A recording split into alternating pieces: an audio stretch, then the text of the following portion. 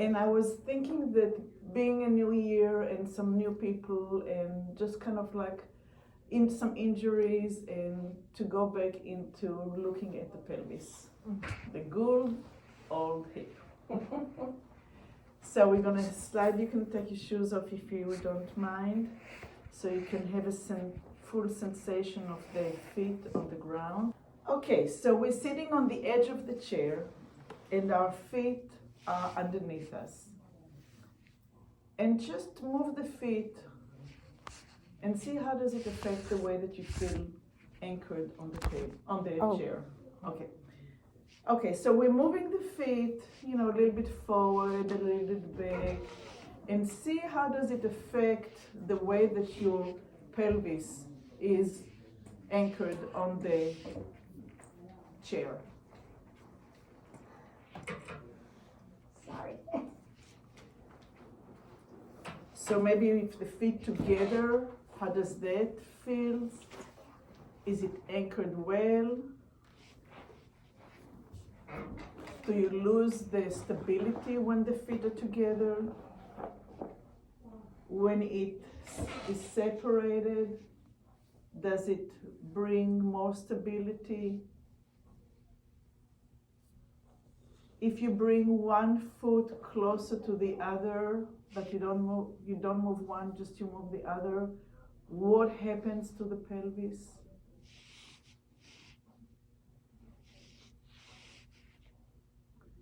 What happens if you bring the other foot? Is it the same reaction? Or is it a little bit different? And try to get as sensitive as you can to what your body is doing. Maybe try it again. Take one leg and bring it to the other. Do you feel that the pelvis is dropping into the chair?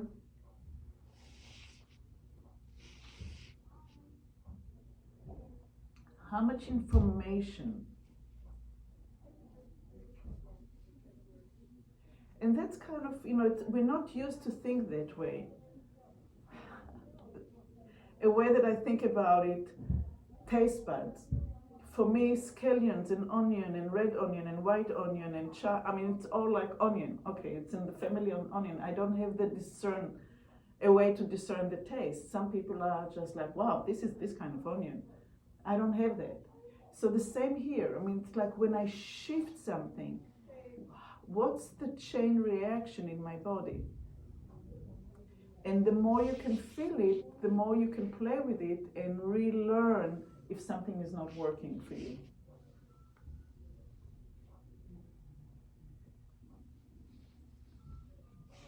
Now let's try to take the foot maybe forward. Maybe even put your fingers on the bone and see if it changes the location of that hip. Is it dropping down? Is it not? Is your pelvis so glued together that it just doesn't respond at all? Or does it?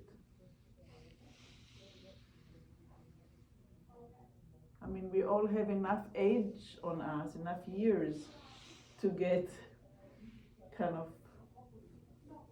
stuck, rusted in one position.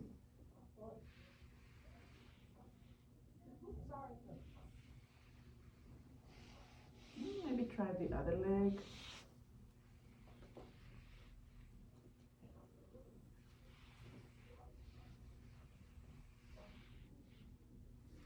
Is this side moving more than the other one? In a different way than the other one?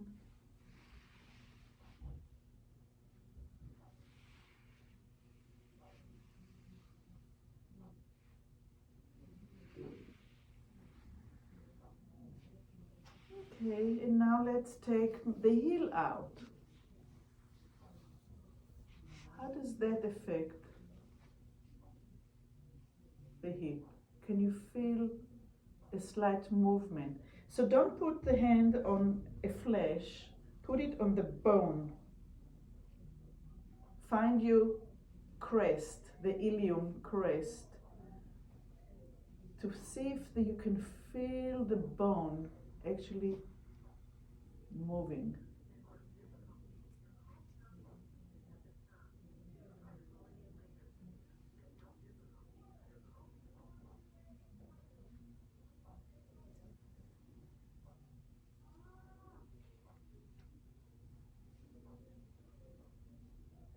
Yes? Now let's try to take the heel inside. The same side, same foot, but the heel will go inside. Does your hip opens up? Does it move out?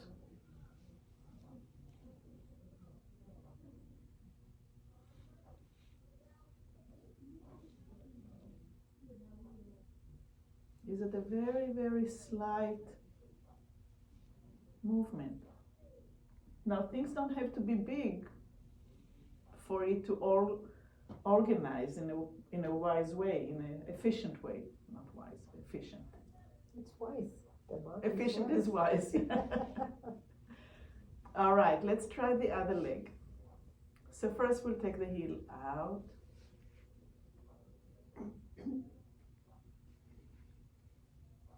And when you take the heel out, the pelvis moves in a little bit. You might even be able to sense the abdominal muscle, the transverse abdominalis, tightening up just a little bit. It's kind of a belt muscle that goes around.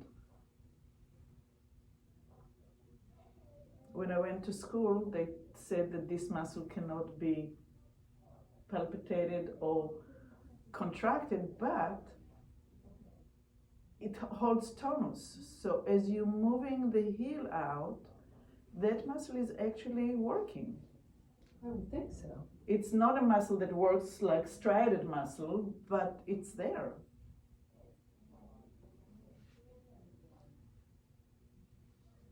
So why ignore it? We can use it to understand what we're doing. And let's try to get the heel inside and see if the pelvis is flaring out a little bit.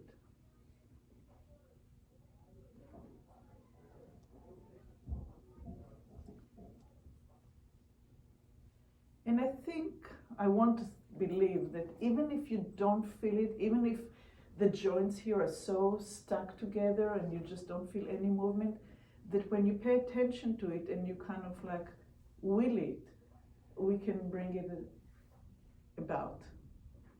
So, a short anatomy lesson, like 30 seconds. The pelvis are two bones. Each side has three parts. The ilium comes from here, goes around all the way back. Then we have the pubis sitting right here. And then we have the ischium underneath with the sitting bones, the ischial tuberosity right at the base. So let's move all the way to the edge of the chair. I mean, like really on the seam, like where you can feel the sitting bones. Because I would like us to rock back a little bit from the sitting bones. So the sitting bone is the size of the nail on the thumb. You know, it's the edge.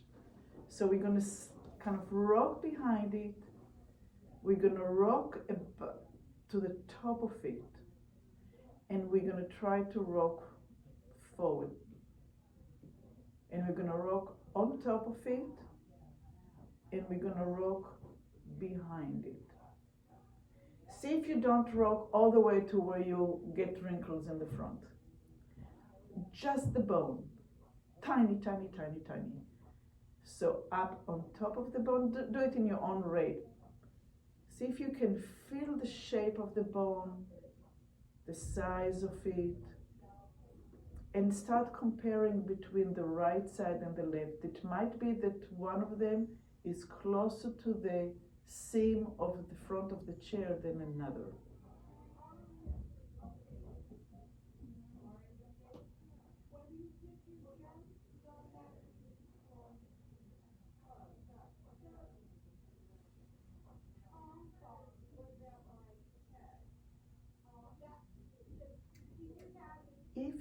one side that you don't feel as much, look at your feet and see if maybe one foot is a little bit more flared out than the other.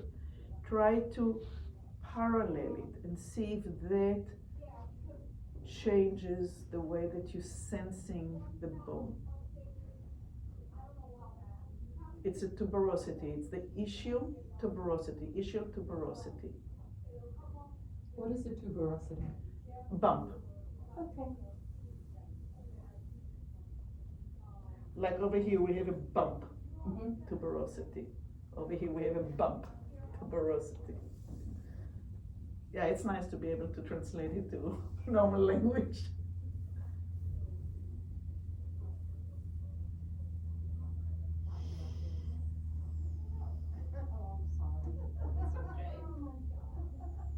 Can you go further back than you can go forward?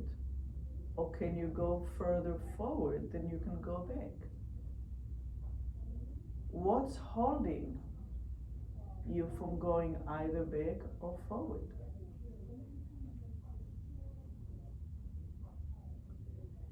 Is your belly button in the center? Or is it closer to one sitting bone than the other? How much do you sense? How much do you know where you are in space? And not good or bad, just like I'm just bringing up things so you can inquire, get curious about.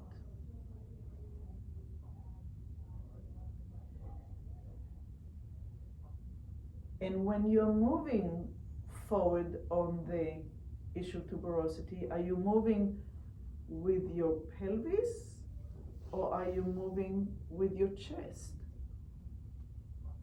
Let's try both. Put your hands on the hip, it's almost like this, huh? And lift up on top and fold it forward so your belly button is spilling out, like you're pouring a soup. And come back on top. And now lead with your chest, with your sternum. And come back on the top. And lead with your belly button. And come back on top. And lead with your sternum, the bone, the cartilage in the front here between the two, the ribs on the chest, upper chest. And belly button.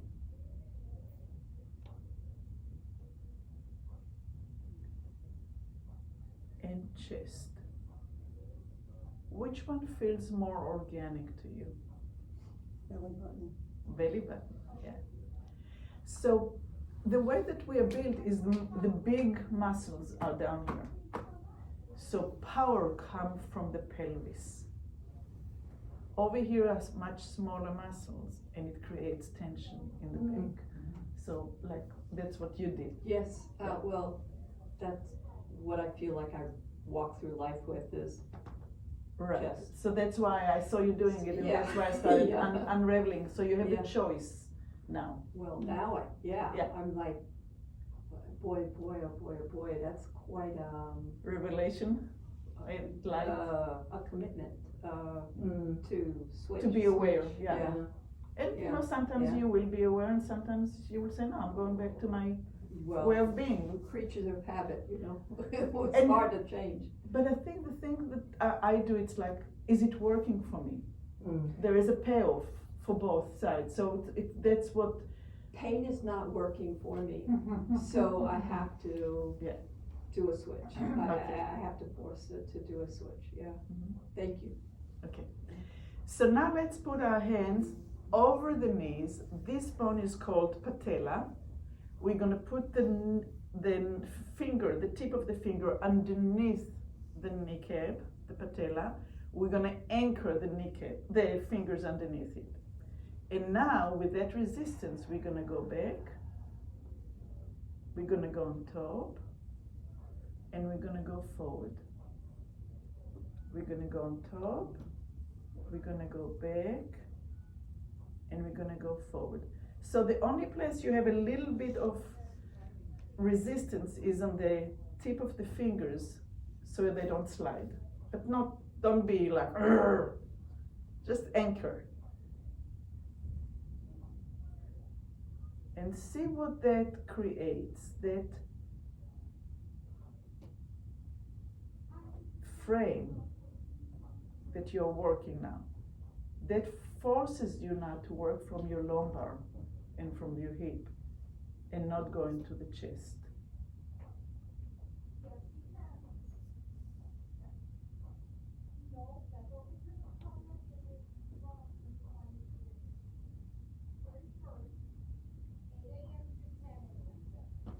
And it doesn't have to move a lot, it just needs to move.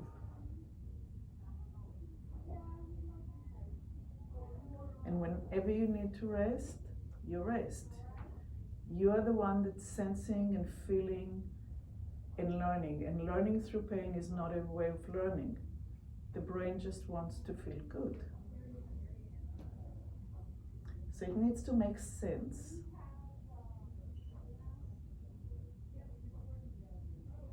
And let it be, rest the fingers.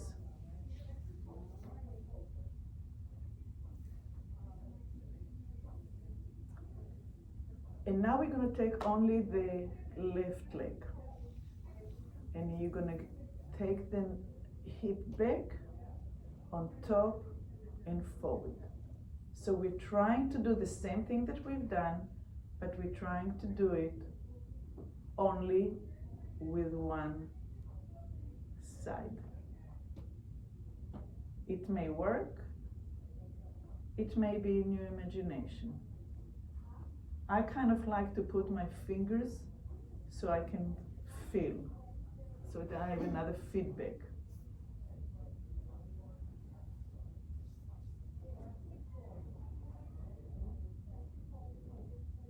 So I have one hand there. On the left side, I have my hand on my ilium, and on my right, I have it on my knee, because the next thing I'm going to invite you to do is to feel the movement of the knee in relation to the other knee.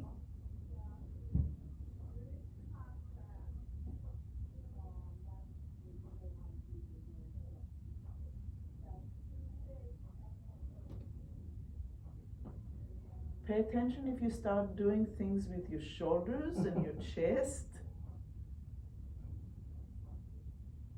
Keep it really small. Don't become invested in succeeding, creating a big movement.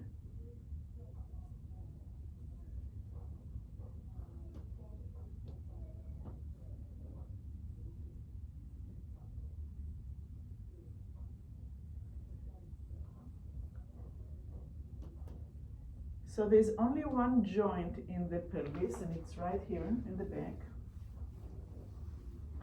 So your attention is going to go now to that line between the sacrum and the ilium, as you are feeling it moving forward and center and back and center and forward.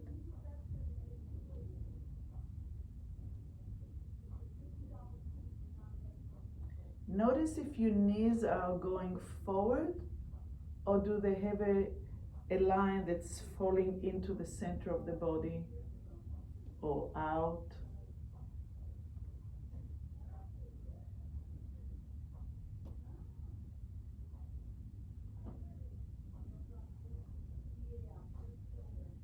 If things are not clear, maybe your feet are flaring somewhat, either from the toes or from the heel.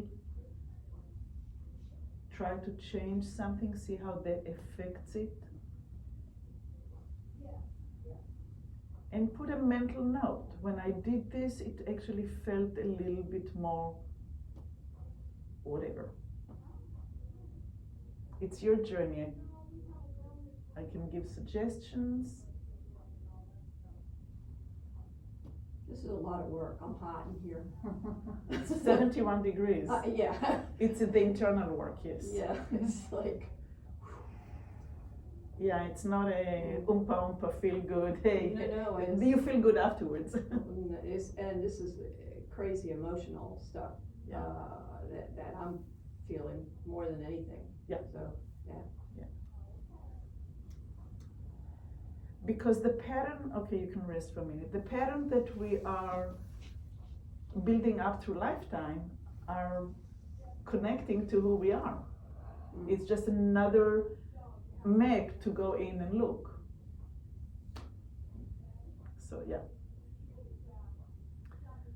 Take a break whenever you need to. You can close your eyes and just do it in your mind's eye. It's all good. It's all what it needs to be.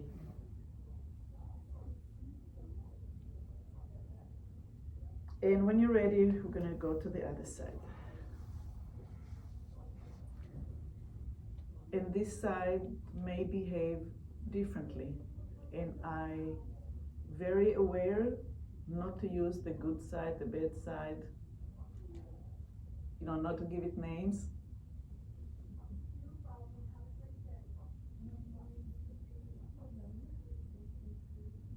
But how does this side want to express itself?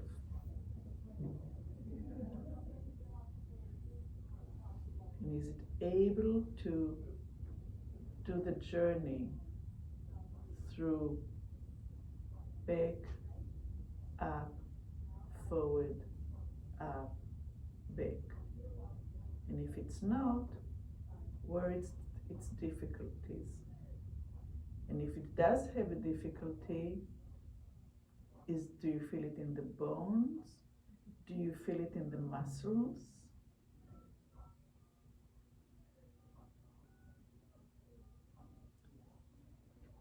Is your knee trying to find a path to make it easier by falling out or falling in?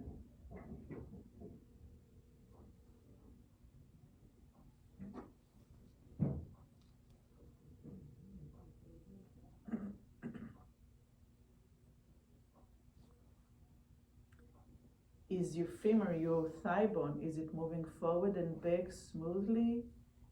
Is it shaking? Is it coming out and in? Is it zigzagging? What is your solution to the instruction?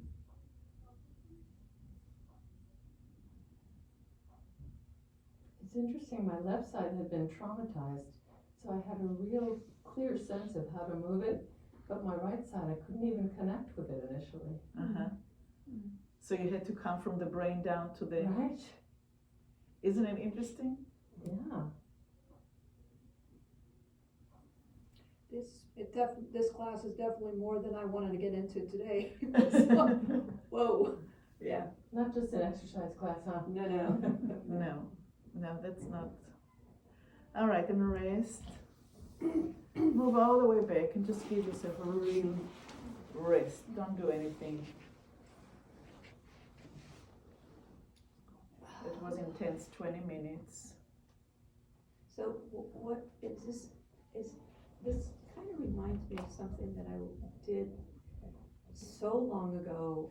I will talk about it at Ice? the end. Yeah, I will talk about it at the Okay. end, okay? Sweet, okay.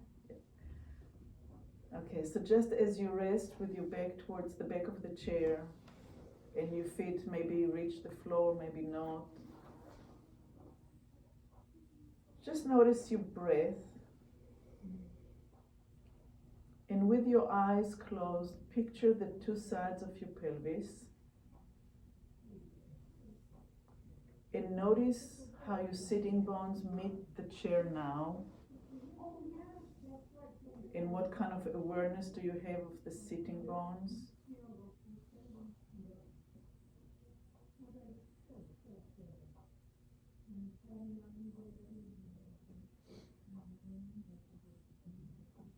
And if you were to try, not yet, but if you were to try to get up, what would you do?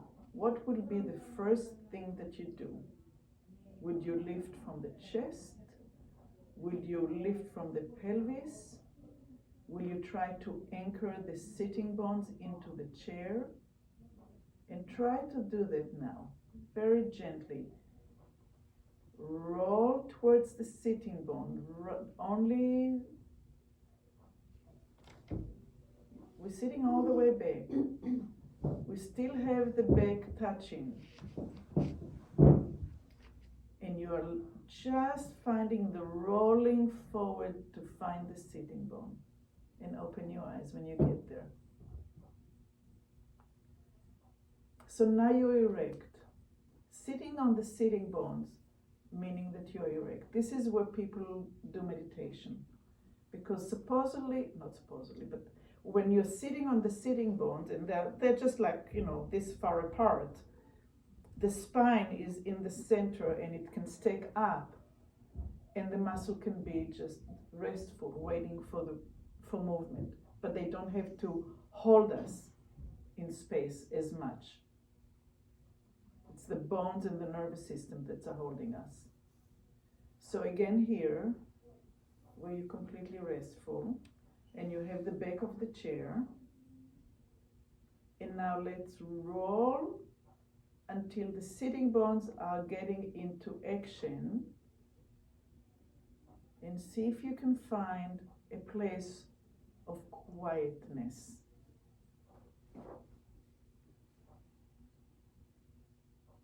And then go back. And the next time you do it with your eyes open, and notice where your eyes go. How high off the floor, if at all. When you get to the top of the bone, of the sitting bones, where are your eyes? Are they up here? Are they underneath it? Are they still down there?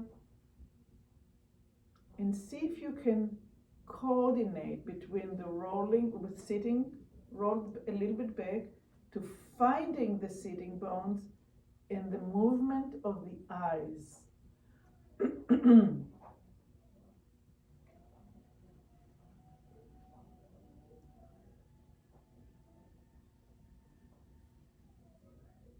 So as you're coming up, the eyes are connected with a silver lining internally.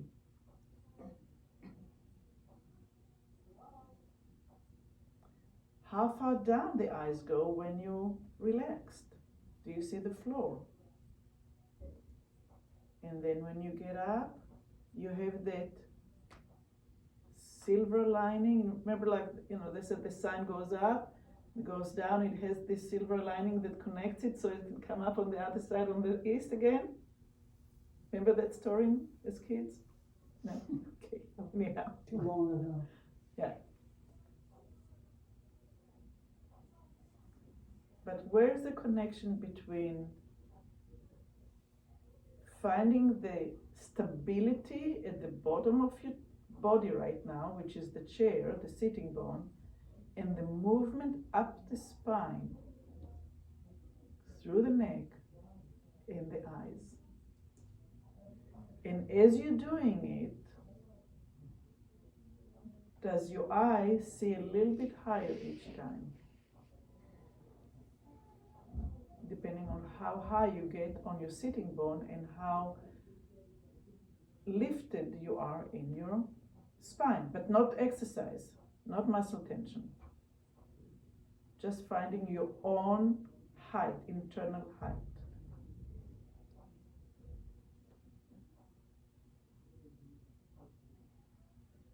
So it's not an army. Ta-da! Here I am. It's how can I get from the sitting bones through the spine to see what I see?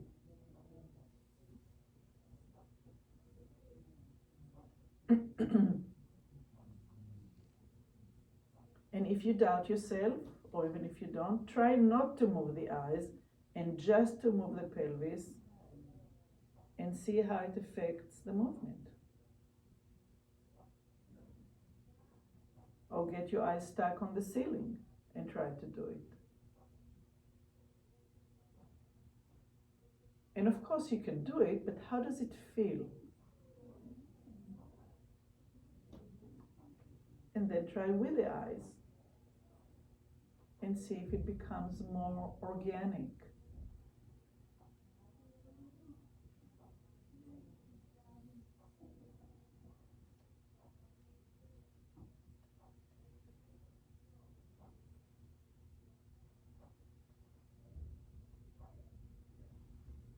And rest for a minute.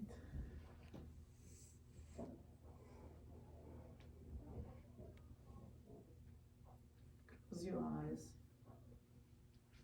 Just kind of rehearse in your mind's eye, or let go completely. Just let the body absorb.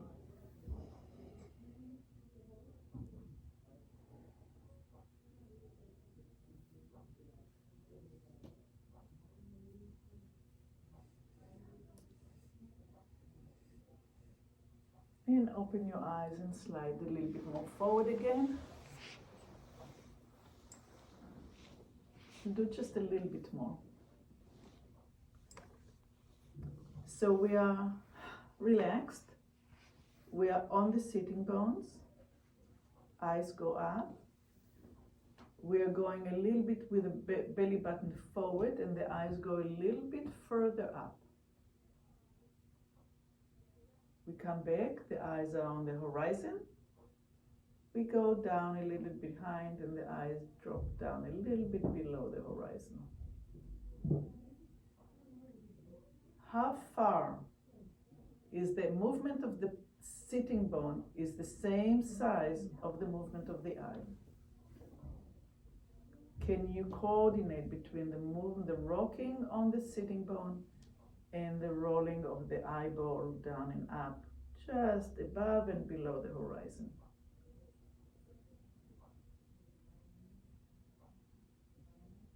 Is your jaw relaxed? Are your lips a little bit open? Is your chin just sitting there?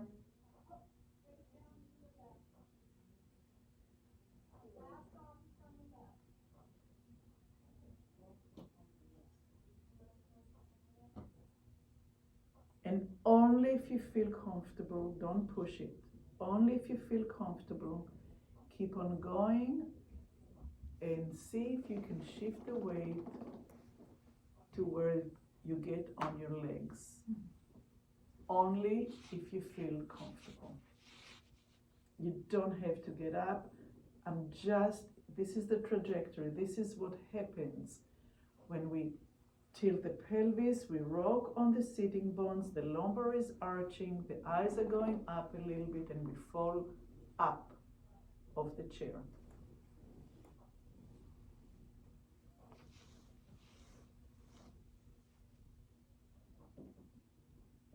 That's enough. You put a lot of weight on this leg.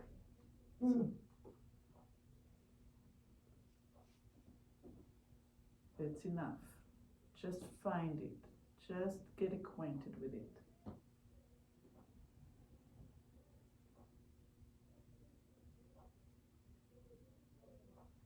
Come forward on the edge of the chair so you can fall.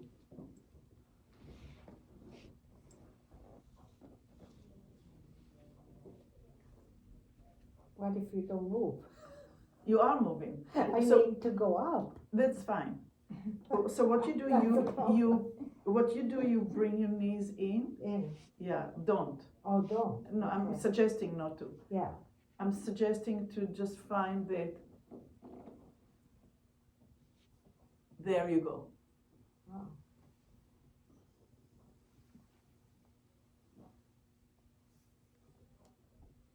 Think about the peacocks and how they lift their tails. Don't talk about She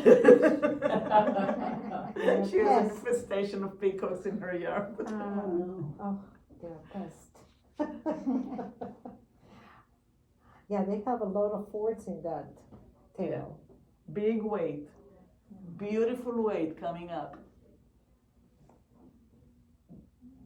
So you're looking down. Remember, the eyes are in relationship to, Oh, yeah, it's much easier. yeah. We are wired that way. See if you can open your legs a little bit wider.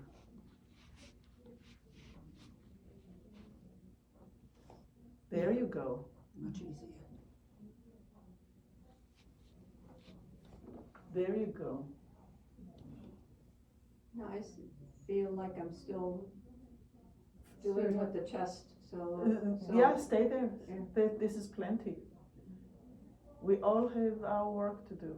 And it's not about, I mean, the class is not about, oh, how do we get up? The class is the good old pelvis. I just wanted to go back to see how it's connecting to the rest. So we took us to the eyes today. Another way would be, using the feet, like we did the class before, where we did the feet on the wall. Different ways of just finding how the one is relating to the other and how to use it in efficient way. So, go back, close your eyes.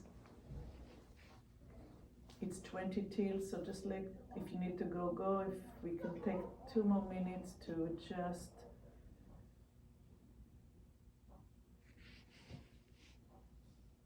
breathe into it